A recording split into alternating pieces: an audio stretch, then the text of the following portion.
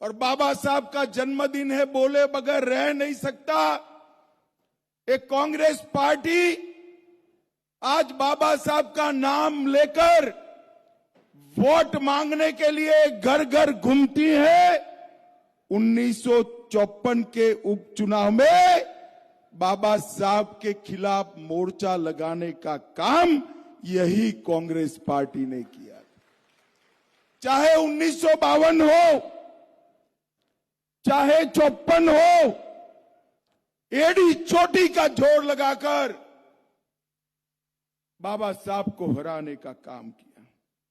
मतदाताओं को उस जमाने में 1 रुपया और नमक की पुड़िया देकर गलत तरीकों से बाबा साहब को हराने का काम यही कांग्रेस ने किया।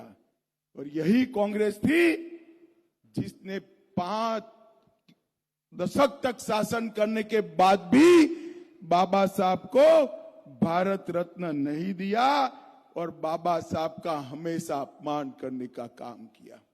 भारतीय जनता पार्टी ने बाबा साहब से जुड़े हुए पांचों तीर्थ स्थानों को सम्मानित कर बाबा साहब को युगों युगों तक अमर करने का काम भारतीय जनता पार्टी ने किया। और ये कांग्रेस पार्टी बाबा साहब नहीं रहे बाद में भी झूठ बोलकर उनके स्पिरिट को जमीन के नीचे तक डालने का काम करती है। ये झूठ फैलाते हैं कि भारतीय जनता पार्टी को 400 सीटें मिली तो भारतीय जनता पार्टी आरक्षण समाप्त कर देगी। राहुल बाबा, हमारे पास 2 टर्म से पूर्ण बहुमत है। हमारे बहुमत का उपयोग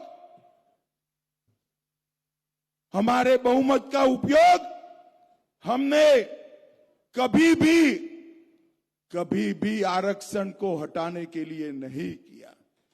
हमने बहुमत का उपयोग धारा 370 को हटाने के लिए जरूर किया। हमने बहुमत का उपयोग ट्रिपल तलाक को समाप्त करने के लिए जरूर किया।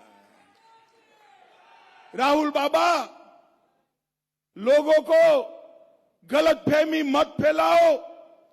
आज मैं भंडारा गोंदिया वालों को कहकर जाता हूं, जब तक भारतीय जनता पार्टी राजनीति में है, ना हम आरक्षण को हटाएंगे ना हटाने देंगे। ये भारतीय जनता पार्टी के नेता नरेंद्र मोदी की गारंटी है। भाई और बहनों,